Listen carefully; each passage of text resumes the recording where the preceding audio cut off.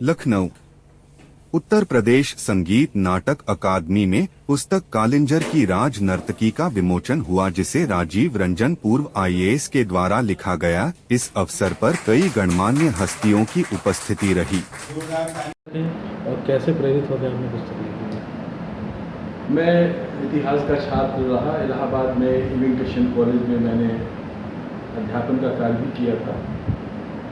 तो उस पढ़ाई के दौरान मैं भारतीय इतिहास की पुस्तकों को पढ़ता था बहुत ध्यान से, मन से। एंशिएंट हिस्ट्री की जो पुस्तकें हैं और जो समय का इतिहास लिखा गया, उसमें तो मुझे बहुत आनंद आता था, क्योंकि मैं एंशिएंट हिस्ट्री का छात्र था। इंडियन हिस्ट्री, कल्चर और फिलोसफी मेरा सब्जेक्ट था BA में, MA में। लेकिन जब मैं IAS की तैयारी के लिए लिटरेरी हिस्ट्री और मॉडर्न हिस्ट्री पढ़ने लगा, तो मुझे बड़ा आश्चर्य हुआ और कष्ट धीरे धीरे हुआ, और वो कष्ट धीरे धीरे बढ़ता गया। क्योंकि मीडिवल हिस्ट्री में जो भी इतिहास मैंने पढ़ा वो सत्यता से बहुत अलग था। एंशिएंट हिस्ट्री में चूंकि जो साहित्यकार थे, चाहे वाणभट्ट हों, चाहे शूद्रक हों, चाहे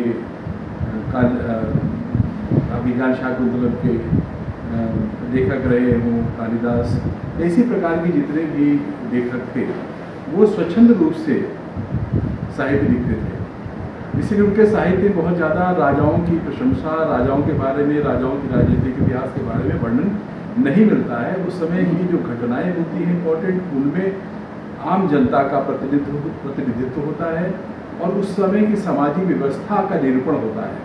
तो इसीलिए प्राचीन इतिहास पढ़ने में मुझे बहुत आनंद आता था। लेकिन जब मीडिवल हिस्ट्री मैंने तैयारी के लिए पढ़ना शुरू किया तो मुझे बड़ा कष्ट हुआ, बहुत बड़ा कष्ट हुआ कि जो कुछ इतिहास मीडिवल हिस्ट्री में लिखा गया था वो बहुत गलत और असत्य था। मैं संक्षेप में आपको बता दूँ कि जिस काल को हम मुग़ल काल को ग्रेट मुग़ल कहते हैं या अकबर को हम महान कहते हैं, आप अकबर के बारे में ही सुनिए। अकबर का किला जो था आगरा फोर्ट, उसमें जब शेरशाह सूरी ने प्रवेश किया और हुमायूं को भगा दिया भारत से, उसकी पुरानी बात है, ये शेरशाह की पूर्व की भी है। बाबर के समय, बाबर का भी यही था, बाबर एक लड़ाकू था, उसके समय भी यही होता था। और कुल मिला के अकबर के जो किले थे, चाहे फतेहपुर सीकरी के हों, चाहे आगरा के हों, उसमें 300-400 रानियाँ, जिनको कहते थे पटरानियाँ या हरम, उसमें रहती थी। वो लड़कियां, जो मैंने अध्ययन किया है, वो गरीब परिवार की लड़कियां होती थी। वो लड़कियां जिनको राजा अपनी शक्ति से, किसी लड़की को घूम रहा है, राजा पसंद कर लिया या उसका कोई चेले ने बता दिया कि यहाँ की लड़की बड़ी सुंदर है, राजा कहता तुम्हारे हरम में ले, और उसके साथ संभोग करते थे। तो ये 300-400 लड़कियाँ उनके हरम में हमेशा रहती थी। आप सोचिए कौन लड़की मन से एक आदमी की रखेल बन के रहेगा 300-400 लड़कियों के बीच में, उनमें आपस में वैमनस्य से लड़ाई नहीं होती होगी।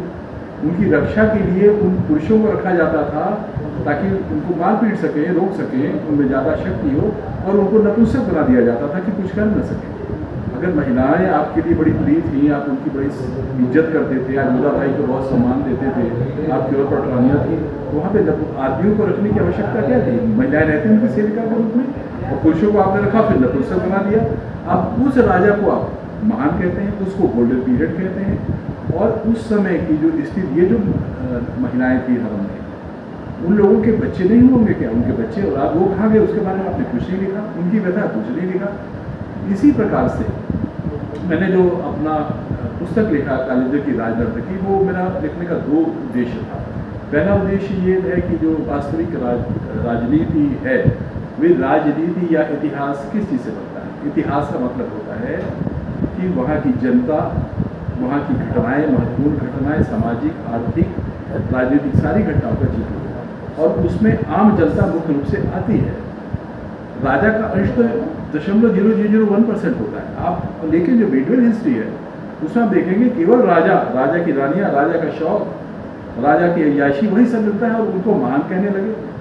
मैंने कालिंजर में जब मैं गया, मैं पोस्टिंग मेरी हुई बाला में, और मैंने कालिंजर का दर्शन किया, गया, मैंने उसके इतिहास को पढ़ा, तो मैंने देखा कि जो भी कालिंजर में हुआ, शेरशाह सूरी ने कालिंजर किले को 6 महीनों तक तोपें लगा के ध्वस्त करने की कोशिश करी। वहाँ पे कितने प्राचीन शिवलिंग थे, मूर्तियाँ थी, देवी देवताओं की मूर्तियों में आपका मान के चलते कि आप तोड़ना चाहते तोड़ दिया, लेकिन आपने और मूर्तियों को, जिन मूर्तियों को आर्टिस्टिक मूर्तियाँ थी, मूर्तियों को क्यों तोड़ा? वो कालिंजर के किले पे इतने तोप उसने बसाए अपने 5 वर्ष के काल में। शेषासुरी को बड़ा दयालु कहा इतिहासकार ने, और उसकी महानता की साथ उसके घर के सामने एक घंटा रहता था, और एक दिन एक बैल ने घंटा बजाया तो राजा निकल के आ गए और पूछी क्या समस्या है। तो इस प्रकार की जो असत्य मिथ्या बातें थी उनको लेकर मैंने लिखा है, और कालिंजर की राजनीति एक नारी की व्यथा लिखा है, जो भारतीय समाज में जिसकी प्रतिष्ठा तो होती थी, लेकिन जब से ये मेडिवल हिस्ट्री शुरू हुआ उस समय उसकी उपेक्षा केवल इसलिए होने लगी क्योंकि वह एक शेरशाह अतताई उसको पाने के लिए कालिंजर के ऊपर प्रहार कर रहा था। सर, और वही बताओ सर आपसे जानना चाहेंगे कि इससे पहले आप कितनी पुस्तकें जो है लिखी? मैंने इसके पहले एक पुस्तक लिखी अपने पिताजी पर।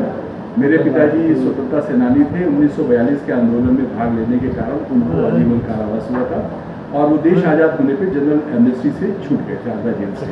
तो उन पे मैंने उनकी व्यथा, क्योंकि आज़ाद देश में जो फ्रीडम फाइटर्स ने सोचा था देश आज़ाद होगा, वो स्थिति नहीं रही।